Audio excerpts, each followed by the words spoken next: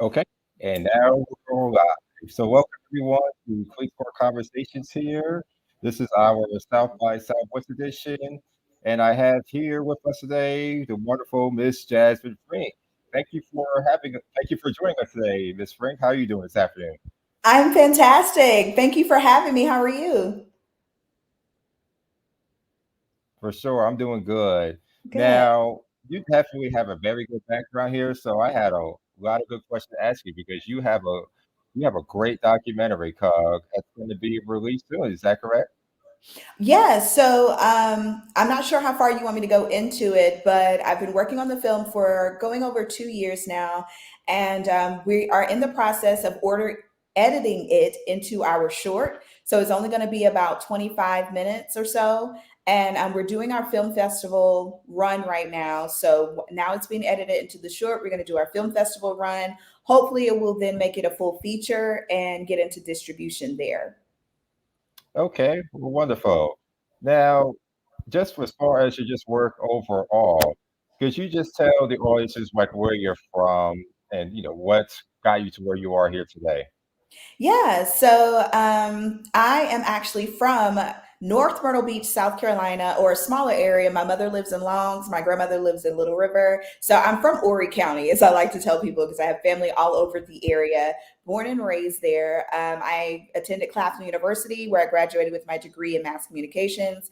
After graduating from Claflin, I went on to work for a local newspaper for a few years where I worked in sales and PR. And then I transitioned into television, where I work for the local Fox affiliate in Columbia, South Carolina.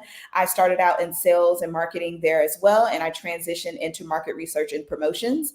I was at that station for a little over 4 years. After leaving that station, I moved on to CBS here in Austin, Texas, which is where I'm currently located. And I work for CBS, working in sales and marketing as well. Then I transitioned into actual film, where I worked in product placement, and I worked in the product placement sector for many years. Now I am freelance and independent, where I'm a social media and content manager, where I manage various clients with their social media and content for those platforms. And I like to call myself, now I've adopted this title. I feel like I could stop running away from it as I'm working on multiple projects, but I would call myself a documentarian at this point. I've always loved television. I've always loved filmed. I've loved everything media. So I feel like everything that I've done, from my dance background, from my media background, it's all cultivated to bring me to this point. So I'm grateful. Awesome. And just if you just kind of walking me back through your journey here, Mhm. as someone who has worked in both traditional broadcast television and digital marketing, how do you see the future of media evolving? What opportunities do you see for brands and just marketers yourself? Obviously, you've done this for a long time, so I'm sure you've seen the evolving of social media and now where we are with AI. Where do you see the future for that as it relates to you? Yeah, for sure. I am actually learning more about AI currently. I use ChatGPT all the time. I think it's very helpful when it comes to marketing. I think it has some little nuances there that aren't, that a human touch will never be able to, a robot will never be able to defeat that human touch. But I do think it's very helpful, and I think it will take you to another level in your digital marketing. One cool thing that I've learned, traditional media, in the newspaper, it was literally like, okay, you get a half page, quarter page, black and white or color. Like, it was very simple, very basic. And when they introduced digital marketing there as well, where it was like retargeting ads and things like that, but it was on a smaller scale. When I moved into television, that's when I really started to see the digital elements and digital products become more robust. Like, you can literally track foot traffic attribution into a sense of like, I can follow you from your house, and I know what direction you go in, and I can target you. And I know you typically drive by, I'm a South Carolina girl, so I'm gonna say a Bojangles. You typically Yeah. drive by a Bojangles. I can target you Bojangles ads because I know that is your route.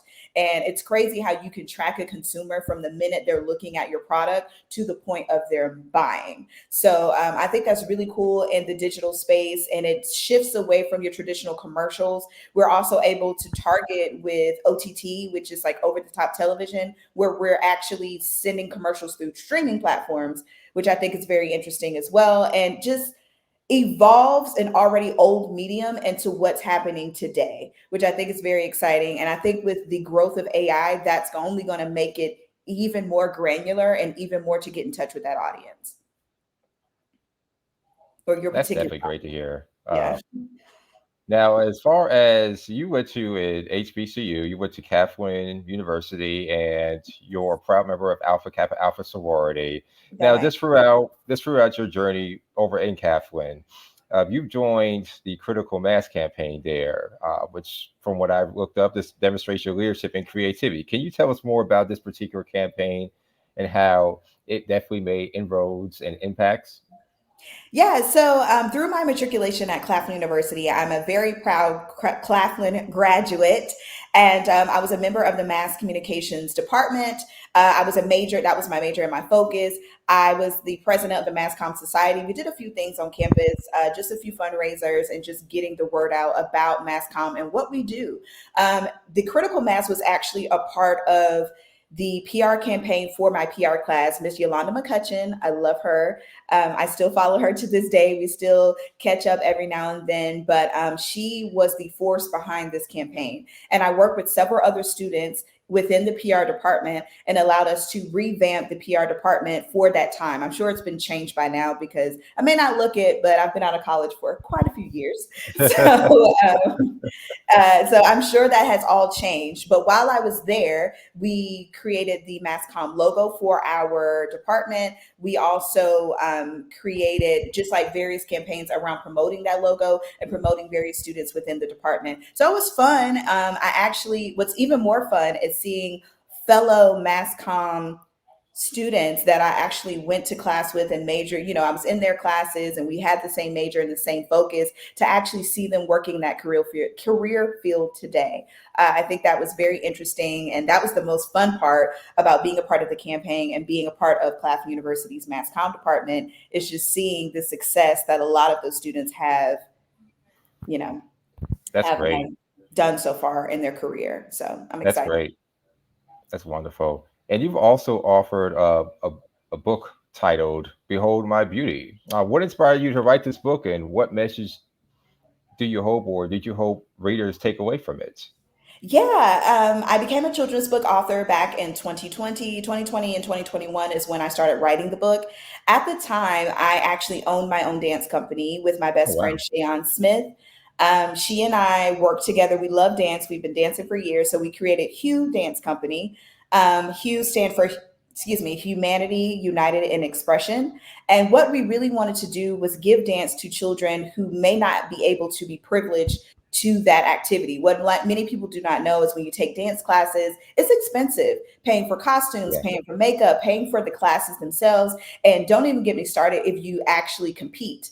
So it gets really expensive. So the goal for Shay and I was to create a dance company that made it affordable for students of all walks of life and kids of all walks of life to actually participate and learn professional dance. We were able to do that. And while doing that, I met some beautiful children whom I still think about and love to this day. And they are what inspired my book, Behold My Beauty, which really is an homage to allow people to not, I wouldn't say homage, I'm gonna take that back. right. It's really just a self love book where I really encourage young girls to love themselves just as they are and what they bring to the table. So it's written in a nice poetic rhythmic tone. So it's an easy read, a quick read, and it really just highlights the different attributes about the girls. And a lot of the girls in the book are inspired by my students, whether it's their cute freckles or their long, beautiful legs, or, I had one little girl, I love her to death. She's cute. She was short. She was a nice little cute chubby cheeks. She was adorable. I made sure to have her likeness a part of the book. So they are what's inspired me to write Behold My Beauty, and it's been successful thus far. That's good. And when was this book written and published? Yeah, I wrote it in 2020 and it was published in 2021. Oh, okay, okay. Thank you for running that there, and we will certainly will provide our audiences with a link to that so they can obviously benefit from this great work that you wrote yourself. Yeah. Now, when did you move out to Austin, Jasmine? How long have you been out there? I have been in Austin going on 3 years now, and I moved here for my position with CBS. Okay, that's great. And so, what has been your impression of Austin? Obviously, coming from South Carolina, where you're from, what was the biggest culture shock just from that in general? Going from South Carolina, the Carolinas, essentially over to a new world in Texas. That's, let's be honest, it's a much more different in comparison because I live out in North Carolina, so I'm your neighbor to the north and such, and I know Texas very well, including the Dallas area. So just what was that transition like for you?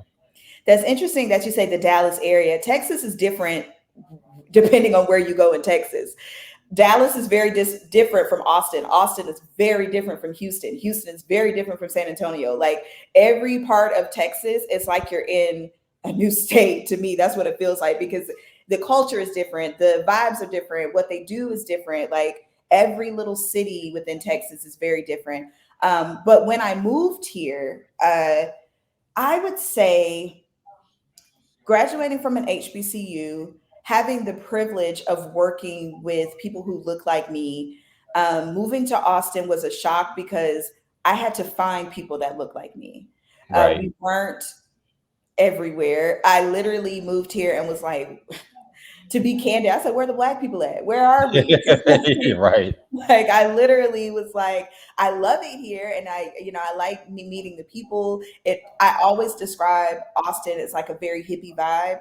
Everyone's Yeah. pretty chill, everyone's pretty helpful. I was really surprised at seeing how helpful people were and how nice people were. It's quite expensive to live here, but overall, I would say the experience has been pretty good. And the most culture shock is just figuring out where I can find people that look like me. That You that, that would be the hardest part.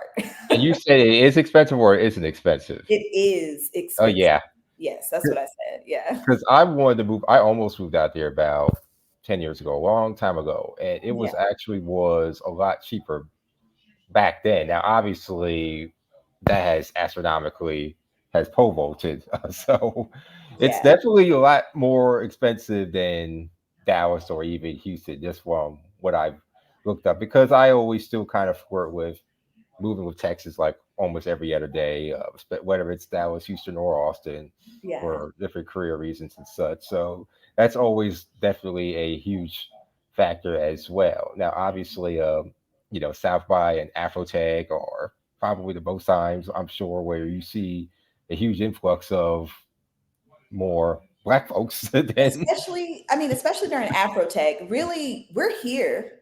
I found us. We're here. Mhm. It's just more of, it's not Austin proper. It's more in the outskirts of like your Pflugervilles and Round Rocks. Like that's where Yeah. you're really going to find more Black people within the Austin area. We're definitely here and they do a lot of different things in the area. You really just have to look for it. They do call it Little California. So, Yeah, that's yeah. for sure. Now you definitely have just when just from researching you in general, Jasmine, you you've been a part of or been awarded many honors and awards, including being recognized as one of the most outstanding leaders under 40 by your alma mater, Kathleen. How do you think that these accolades just impacted your career path and what advice would you give to aspiring professionals in your field, of especially those who you might know, who you might mentor at this point in time, because you're in a good city, in spite of what challenges may be there, you're in a good city for a lot of great growth and potential, especially for young professionals at the end of the day still. So just what gems do you have to drop in any particular, just aspect of life, whether it's your career trajectory or just anything in that regard. I would say my greatest advice that I could give for my career is don't give up and don't ever be afraid to pivot. This career in media, television, it's all so vast. Like there's so many things you can do. You can go into behind the scenes with production. You can be on camera. You can be a writer. You can literally just do graphics. You can do sales. You can do marketing. You can do PR. You can do promotions. There's so many elements within being in television and media and mass comm in general. So I would just say never be afraid to pivot into, something else or learn a new skill, and just always keep moving forward. Always be prepared and be open to learn a new skill and Yeah. move forward. I think that's the best advice I could give. The awards that I've received along the way in my career have only been an added bonus. It's not like I was doing it for the awards. I was not doing it for any of that. I literally was doing what I do and working in this career field because I love it, because this is what I like to do. So that's the only reason why I moved in this direction. The awards are only an added bonus, and I'm grateful for that. And I can humbly say, like, my career has had a lot of ebbs and flows, has had a lot of changes, a lot of ups and downs, but I'm grateful for every piece and part of it because it's taught me new Yeah. elements about the industry, and it's forced me to learn new things that I may have not wanted to learn before or even thought about learning. So that's the advice I would give. Gotcha. Now, Jasmine, who have been some of your role models just along the way for someone like yourself who has successfully navigated multiple roles in multiple industries? Who have been some of your role models personally or professionally just along the way? That's helped you grow into the woman that you are and to the career profession you are in media marketing and project management and all. Yeah. I have several role models for several different reasons. Some people know they're my role model and some people don't. um, my mother is, first and foremost, my mother. She embodies a strength that I rarely see in other people. My mother is kind, smart, empathetic. Like, she raised me to have those qualities. And my mother is my number one role model. I would say number two would be my one of my best friends. She has no idea how much she inspires me, but her name's That's great. Tiana, and she's such an inspiration to me because she is strong. She stand on business. I don't know anybody else that stand on business better than my friend Tiana. Yeah, Like, she stand on business no matter what it is, and I love that about her. I have another best friend. Her name's Shay. That's who I own the dance company with. She's a mother. She's a teacher. She's powerful. She gets things done. I admire her. I consider her one of my role models. Such a beautiful spirit, so kind. I wish I had, I wish to the fact that I surround myself with such beautiful people. I'm like, I want that beauty to like, I hope that beauty exudes in me because I love that about them. Another inspiration to me in the I'm going to go into Miss McCutcheon. I mentioned her before, Miss Yolanda McCutcheon. She's the reason why I even know so much about PR and reason why I feel so confident when I'm moving forward in my career. And I know that I can always reach back out to her if I have a question or concern. Professionally, as far as like a celebrity that I hope to meet one day, Ava DuVernay is that's great. a huge inspiration for my career. I don't know if you know much about her trajectory and how she got where she is, but she started out in PR and marketing, and Yeah. then she Hmm. picked up her first That's camera right. to shoot her first film in her 30s, like me. And so when I heard her story, I was inspired beyond anything, and I was like, yeah, she's it. Like, she's who I want to model my career after. And I think the way she tells the story is beautiful, and she inspires me on so many levels. So I would say those are a few, because I have so many, but these are a few people that really inspire me. That's great. That's great. That's definitely good to hear. And yeah, well, I definitely know about Ava's basically her path to where she is today, and she might be considered by many a late bloomer, which is good for anybody. Especially on this particular platform, Queensport Conversations, and all. We certainly like to highlight those who are particularly late bloomers or those who might be underserved or who may have felt they've been underserved in any capacity. You had mentioned earlier, Jasmine, that you're not as young as you look. I can certainly relate to that as well because I'm 36 by myself. So there's always still dreams that we all want to still accomplish, regardless of what society may That's an say that. interesting take. Yeah, I was like, that's an interesting take because I hate that the world makes you feel like, oh, you're in your 30s, so stop dreaming. The reality, I was telling my mom the other day, I was like, the reality of it is I literally just became adult, what, 6 years ago? Because from 18 to 25, I don't know what the heck I was doing. You're just kind of out floundering, figuring things out, just doing it. And then about 25, that's when I started to get a good grip and balance on, Yeah, okay, I like this. I'm going to move in this direction. I'm only 33. So so I'm like, I'm just getting started. I hate that society makes it seem like, oh, you're in your 30s, stop dreaming, just settle into something. And I feel like you should dream in every area of your life. As you continue to grow, you should continue to dream, you should continue to chase those dreams, continue to work towards those. Be realistic, but don't let the world decide for you what kind of life you should live. You make that decision. that's for sure. At the end of the day, you control the narrative. You're the author of your own book. Right. Just like you. Exactly. Exactly. When you look in the mirror, my biggest thing is when I look at myself in the mirror, I want to be proud of what I see. I want to be proud of the things that I've done. Of course, I'm not perfect. I've made Yeah, many, many mistakes. But at the same time, I realize, like, at the end of the day, I know what my intentions are, what my core is, what I believe in, and what mark I want to leave on the world. So I just want to be proud of that. So age is never a factor to me. that's for sure. Yep, that's definitely for sure. And on that note, what would you tell your younger self? What would you tell that little girl in middle school or even high school or in your Catholic days? As far as what would you do if you could have lunch with your younger self? What advice would you impart directly to your younger self? Um, and this goes back to the reason why I wrote my book, because I wrote my book as like a love letter to myself as well. I would tell her that she's beautiful. Growing up, I never felt that way. I always felt very insecure about me, who I am, how I talk, what I brought to the table. I always felt insecure just about Jasmine.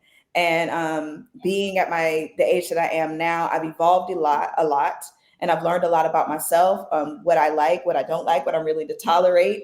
And I've appreciated certain things about myself. So I would just tell younger Jasmine, you're beautiful just the way you are. You don't have to change for anyone, and just stand in that. It's okay to be that. Yeah. That's what I tell her. And my co-host Queen D normally would follow up with, and she could deliver it better than I can. So just do forgive me if I don't access properly, but just know we're just coming from a good place. Just coming up, you just mentioned about just being telling your younger self that you're beautiful and all. Um, and that's certainly evident that you're obviously as great as a package as they come and such, just from top to bottom and all. But do you ever think that you've dealt with any barriers such as colorism and such, especially in certain areas that you, or even just racism, even in Austin now?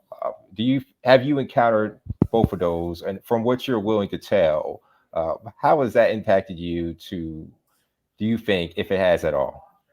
Colorism is definitely a factor. What's sad is colorism is actually worse within our own community, but I'm going to save that story for another day. But it's worse within the Black community. Uh, in my television career, I've experienced quite a bit of racism. I won't go into a lot of the stories, but it's a quite of I experienced a lot of it. I actually experienced less racism in Austin. Mm, Austin made me feel accepted. Honestly, I have not had a racist experience here. That's just my story. I can't speak for anyone sure. else and what they've experienced. But for me, I have not experienced any racism here. I actually experienced more racism when I lived in South Carolina. That's when I would experience people looking at me kind of weird, or the lighter skinned girl getting better treatment than me. Yeah, or questions about our hair. I changed my hair a lot, Hmm. so just little microaggressions were a lot bigger to me in South Carolina than they are here. But that's just my experience. For sure. And just on that note, we're talking about racism or colorism, even just going back to your documentary project, Four Blocks, the Last Black Pearl, which sheds light on the untold history of Atlantic Beach. And for someone who's been over there, who goes to that area a whole lot, even just for weekend trips like the Myrtle Beach or over by Wilmington and those particular areas and all, I'm very familiar with that particular history and always have wished that there was a lot more information on, or at least stories on it about there. But could you just share with us what initially drew you to create this project and the significance it holds for you personally? Oh yeah, this is the fun part. I love talking about the project. I love it. I love it. Hmm. I love it. More than me. I love talking about the project more than myself. I can relax now. But Hmm. Atlantic Beach is home to me. As I mentioned before, I'm from Horry County. I grew up in North Myrtle Beach area. My mother's from Long. She lives in Longs. My grandmother lives in Little River. I have family in Poplar, which has a nice close connection to Atlantic Beach. So that's my family. That's my home. So growing up, I never knew much about Atlantic Beach outside of Black Bike Fest, Yeah. Black Bike Weekend, like Memorial Weekend. That's all I knew about Atlantic Beach. I didn't know anything about its history. So as I got older, I'm a history nerd. I love to read, especially about old historic things. Like I want to see the pictures, I want to smell the smells, experience it. I love it. So as I started doing more research, I found this book. I do not have a copy with me, but I found this book with just old pictures of Atlantic Beach. And I had no clue that how it was founded by Mr. Tyson and by a group of affluent African Americans like doctors, lawyers, and things like that. Like how the land was founded, who founded it, and the fact that it used to be thriving on another level back in its foundational years, like thriving with Ferris wheels and amusement park, little amusement parks and photo booths and restaurants and hotels and motels and skating rinks and clubs. Like there was so much there, and to see where it is present day, you would have never thought any of that existed. And just to see how all the tribulations of the hurricanes, just being discriminated against when it comes to insurance and things of that matter. Like businesses weren't able to hold insurance because they were being, racially ostracized. They were being ostracized because of their race. So after the hurricane, it was hard for businesses to rebuild because they didn't have insurance anymore. Just seeing its evolution, even dealing with the drugs, because there was a heavy drug impact on the community, and even the impact that segregation caused. Once integration came into play, that pretty much wiped out Atlantic Beach because people were like, well, if I can go out on the rest of the beach, why do I stay on Atlantic Beach? And that really caused some issues for the business. So that's what really drove my passion for the film, is feeling like people need to know this story. It needs to be told beyond our kitchen table. It needs to be told beyond just like, hey girl, did you know this happened, that happened, just whispers in the ear, but nothing's ever documented. It needs to be told beyond that. So I would say that's what inspired me to do the film. It's my home and it feels very personal to me. So, as a native of Horry County, how do you think your upbringing and connection to the community have influenced your approach to storytelling, particularly with this project here? And I ask that more specifically because I could probably go on YouTube right now and come up with something that might talk about it and such. But Right. this Right. is how would yours just separate from a random video that someone might pop up on YouTube or such, or even just some random blog about historic black beaches? Just how would these differ from obviously whoever else might put something out there about this? I say any information that's out there is valuable. So I think there's never too much information. I don't want it to make it seem as though, oh, mine's better than this. And no, that's not it. Like all the information is out there. It needs to be heard, it needs to be seen, and the story needs to be told. What makes Four Blocks different from other information that's out there is I hear stories from the people. I talk to the community. That's the difference. I talked to Mr. Skeeter, who had Skeeter's Motel and Skeeter's Restaurant down there years ago. I talked to Mr. George Livingston, who founded one of the founding members of the Carolina Night Riders, who founded Bike Fest and Memorial Weekend. I talked Yeah. to the people who actually grew up there or long or vacationed there or who had roots in that area in that time. And although we don't like to believe this, like a lot of those matriarchs, they're getting older. They're not going to be around much longer. So Yeah. I'm so grateful with this film to have been able to talk to generations of Atlantic Beach, from the matriarchs that are getting older and may not be around much longer to the new people who are making an impact in the area today. So I think that's what makes me stand out. It's really telling that kitchen table story. It's my uncle's Sure. telling me a story about something that happened. Like, we have that on film. We're actually telling those stories. So that's what I think is what separates me. There's another film out called Black Beach, White Beach. Dr. Eric Crawford, he's the musicologist at Claflin University right now.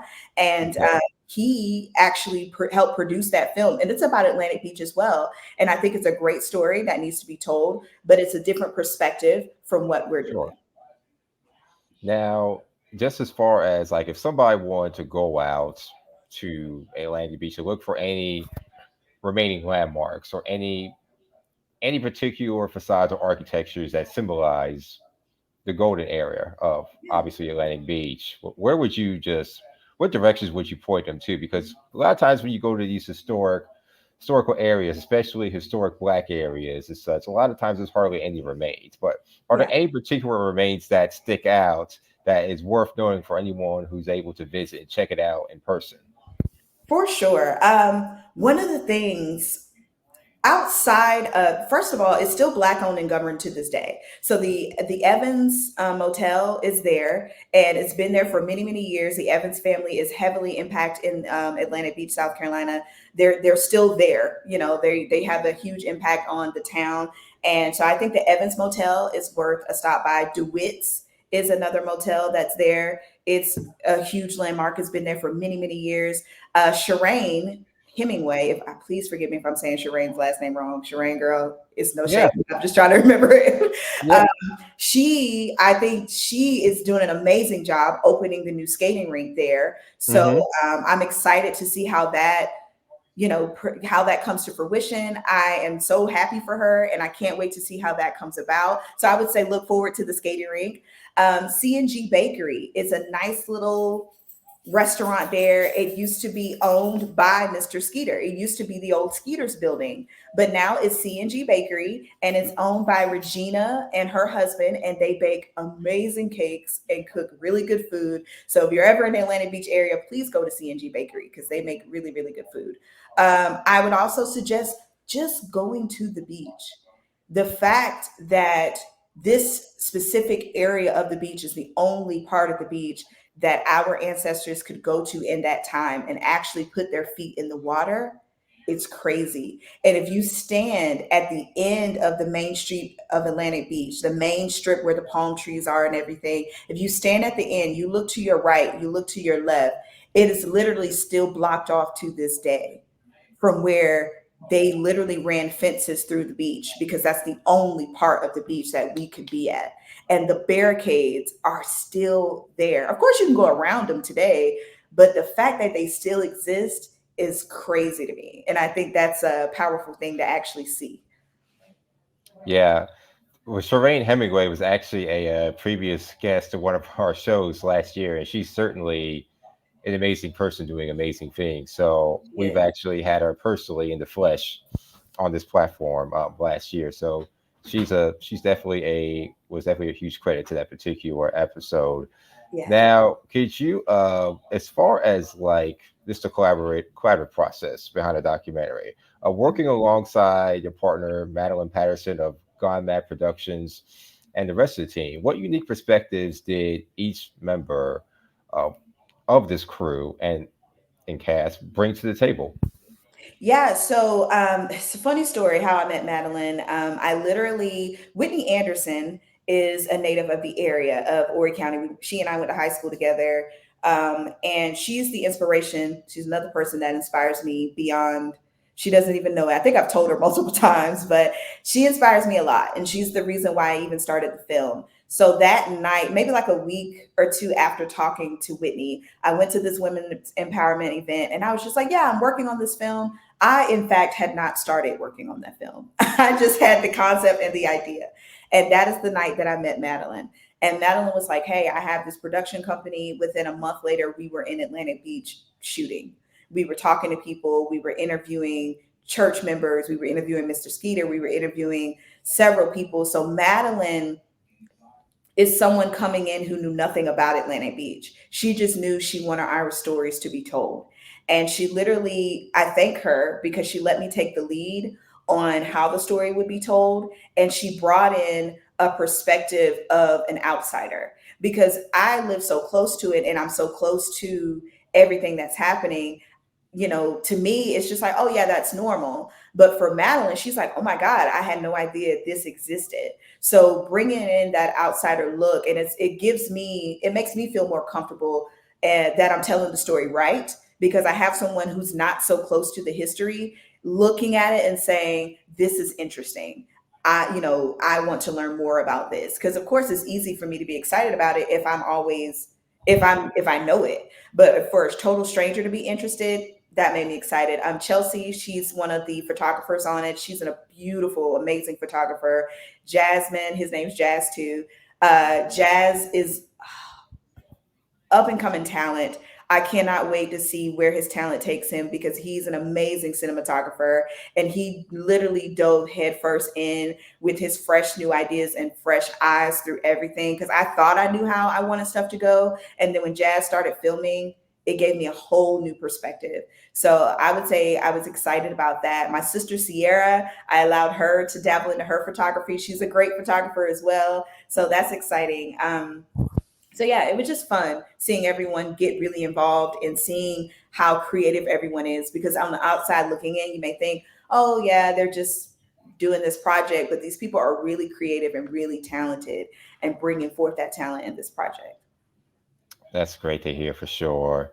Now, the documentary obviously aims to preserve the cultural legacy of Atlantic Beach. Can you discuss some of the challenges you've probably encountered in uncovering or documenting this history and how you've overcome them? I'm still working through some of the challenges. I'll refrain from mentioning certain things, but I will say that gaining trust of some members of the community has been kind of hard because I know, I mean, look, I've been removed from home for many years. I went away to college and never really went back. I just stayed gone. So a lot of times people don't know me, you know? So they're like, well, who are you related to again? Who's your grandmama? Who your auntie? And I really have to go through my family tree of like, okay, which side do you know? Do you know my mom's side? Do you know my grandma's side? Do you know my stepdad's side? The Bellamy side? Like, who do you know? So it's been a game of really trying to let people know that I have good intentions with this project because I think they've been burned a lot in the past by people coming in saying they're going to do something for the town or do something, do a film or whatever the project may be, and then it never comes to fruition. So I would say that's the hardest challenge that I face is just really gaining that trust. So the short documentary is set for release this spring of 2024, followed by a feature film release in the summer of 2025. What can audiences expect from both versions of film, and what message do you hope viewers ultimately take away from experiencing the story? The audience should expect your old time stories. They should expect that feeling of sitting down with your grandparents and listening to the stories that they tell you of how they went and partied and how, how they went to the club and to the juke joint and it really enjoyed themselves. And I think what the audience will take away from it is how we as Black people continue to evolve and be assets throughout history and really be martyrs in different things and change throughout the community. I think that's what the audience will take from it. It's like, wow, these Black people really did make a difference and they didn't know anything about it. We're still learning things about our history today. So I think they'll take away more pride in stuff that's in their own backyard. Great. That's definitely good to hear for sure. Now, basically, your role as an independent contractor and your experience in media marketing and project management seem to have equipped you well for this whole entire project. How do you think your professional skills and experiences influence your approach to filmmaking and storytelling for this particular documentary? I think me as a writer has helped with the storytelling because it's always been easy for me to write out thoughts and feelings that I have. So I think me as a writer has helped me to put this story together overall. My media marketing skills, because I've worked in the industry for so long, I have a lot of connections, and I think that's what's helped me is being able to connect with various people, even if it's through another person that I know. It's just allowed even our composer on the film, he's a graduate of Claflin University, and he is actually one of the producers for Watch Fox now, which is a station that I worked for. So it's like a full circle connection. I think that's helped me a lot. The networking has helped a lot with this film. Now, this project has garnered attention from media outlets like local news in Myrtle Beach and Horry County, WBTW News 13, Mhm. providing a behind the scenes look. Can you share any memorable moments or insights from the filming process, like behind the scenes, maybe, that you think viewers would find interesting? Yeah, I mean, really, and thank Annette for that. Thank you, Miss Annette Peeler, for allowing us to do that story. If it was not for her, I don't think it would have happened. So I'm so grateful. She's a part of the film as well. So I'm excited for you all to see her Yeah. contribution to the film. So behind the scenes that I think I wish the only thing that I can really describe this film as is just the feeling of we talked to one guy. He's more of like in the credits, but we stopped him just on the beach and we're like, hey, do you know anything about Atlantic Beach? What's your history? And he literally said, I come here to talk to my ancestors. He's like, I come here to become one with my ancestors because you can feel them when you're here. And I thought that was the most beautiful behind the scenes moment that I'm like, God, we should have got more of that on camera because that's what most people said. Is like, it feels like home here. It feels safe here. It feels like you can feel, the years and generations of change while you're on Atlantic Beach. So I think that's the biggest thing from like behind the scenes that's powerful. Beyond the release of the documentary, I mean, what are your hopes and aspirations for the impact and, for Four Blocks, the My Last Black Girl? What do you see that this project can contribute to ongoing conversations about, cultural heritage and representation? Yeah, I apologize for cutting you off there, Oh, but you're good. You're good.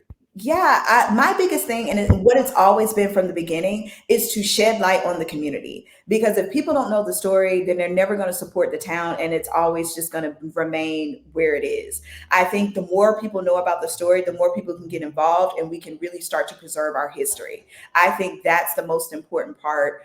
And what I want to convey with this film is like, you guys need to know this. This is a part of who you are, a part of our culture, and we need to shed light on it to bring more visitors to the town, to bring more money to the town, to bring more people to the town, um, just to create overall awareness and to really, as far as like breaking barriers for the Black community, I guess the biggest thing, again, and I've said it a million times, just to tell our stories.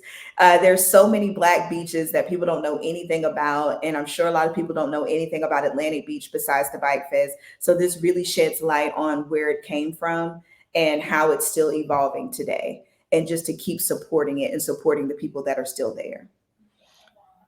Absolutely. Now, have you ever been to either Sag Harbor or Oaks Bluffs, Martha's Vineyard? I will be in Martha's Vineyard this year for the film festival. So I'll be there this year, and that'll be my first time. I'm so excited. I can't handle it. I'm so excited because I've always wanted to go. So I've never been, but yeah, this will be my first time this year. Well, I'll be there as well. We'll be there as well. And I bring that up particularly for a couple of reasons. One, because it is a film festival that Yeah, I think this film would ideally be served well at, because it, just like Oaks Bluffs, is another historically black black beach, just like Atlantic Beach you're right. is. So there's a lot of parallels there that I think, along with Sag Harbor and Oaks Bluffs, Atlantic Beach could stand amongst those other historically black owned beaches, or that could obviously has a lot of good storytelling behind it. So I bring it up for those particular reasons. Well, we'll be Yes. there. Oh, awesome, awesome. Now, another film festival where this should be screened at, or should be a part of, is South by Southwest. Now, South by Southwest is renowned for its celebration of innovation and creativity across various industries, including film. As someone who's been deeply involved in media marketing, storytelling, and as far as your time over in Austin, what significance, if any, does South by hold for you? Well, whether it's personally or professionally? Professionally, I've had the pleasure of enjoying South by when I was working for CBS because they did a lot of local things like, interviews on the carpets and things like that. So I was able to be involved in that aspect.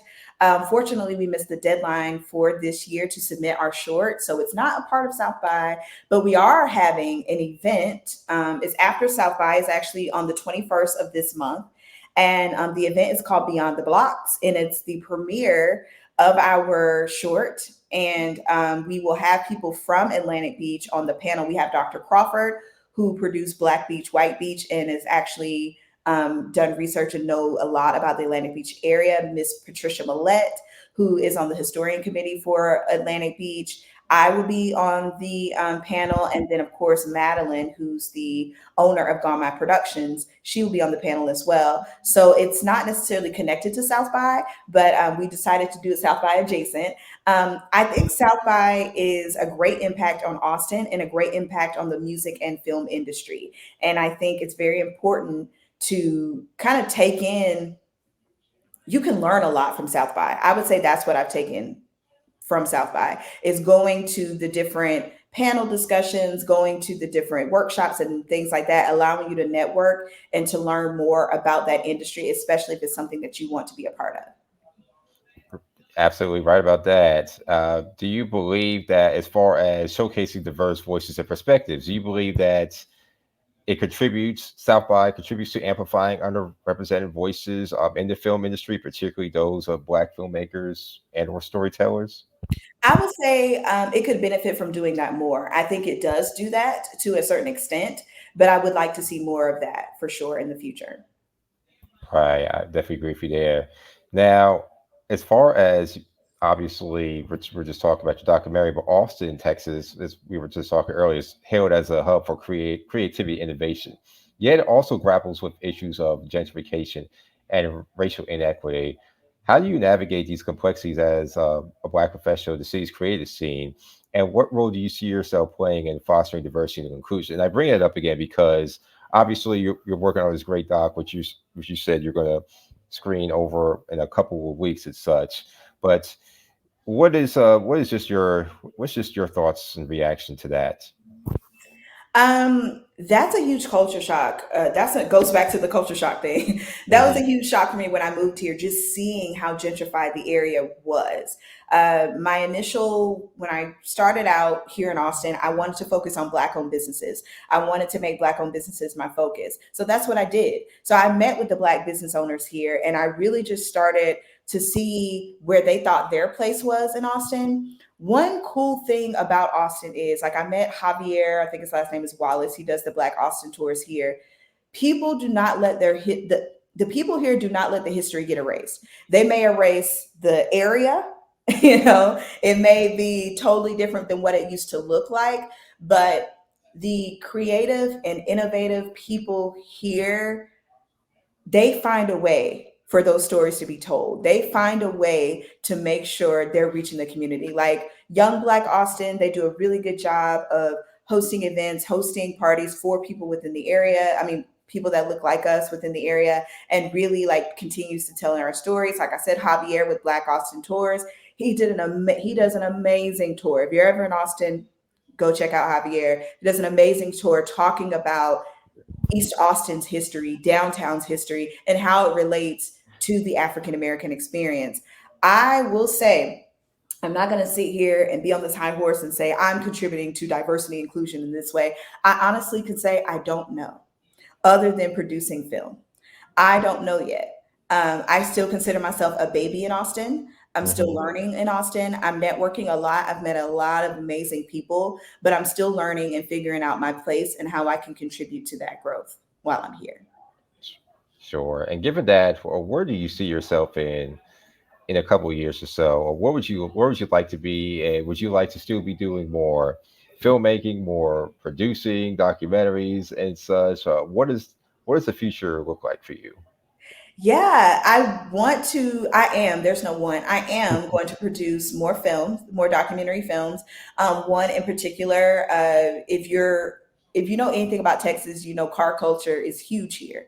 Racing the cars, like, how the cars are decked out, like how they look. Like that's a whole nother culture here in Texas. So that's the next project that I'm working on. It's just about the deeper roots of the car culture here in Texas and how it changes from Houston to Dallas to even right here in Austin. Like even recently in Austin, they did like drag racing in downtown and it caused this big deal. But I heard people that are from Houston that were like, oh, that's normal. Like they do that all the time. Like, oh, they spin out at the churches. Like it's just interesting how it's different across. So that's actually my next project that I'm working on. I Cool. want to publish at least another book, at least another novel or two, a couple of children's books. So I'm still writing and still working in that world. So I think in the next couple of years, I'll have another film out for sure and another book and still be working in my sector. So just continuously growing.